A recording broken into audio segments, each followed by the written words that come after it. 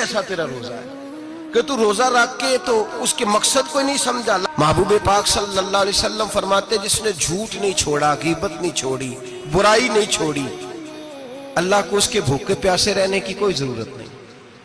وہ کاہے کا رکا ہے جب کوئی کام تو اس نے اللہ کی رضا والا کیا نہیں. روزہ رکھ کے دغا کر رہا ہے، روزہ رکھ کے جھوٹ بول رہا ہے، روزہ رکھ کے کم ماپ رہا ہے، تول رہا ہے، دھوکہ دے رہا ہے، رشوت لے رہا ہے، فراڈ کر رہا ہے، حرام کا مال کٹھا کر کے کہتا ہے اس میں سے چلو 10 دیگیں بھی پکا دیں گے.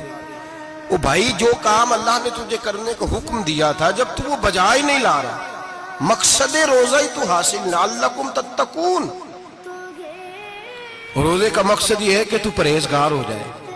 میرے نبی پاک علیہ الصلوۃ والسلام کی بارگاہ عالی مرتبت میں 2 عورتیں آئیں. یہ چیزیں کھا لو، کہنے لگی محبوبہ ہم نے روزہ رکھا ہوا ہے. فرمایا نہیں تم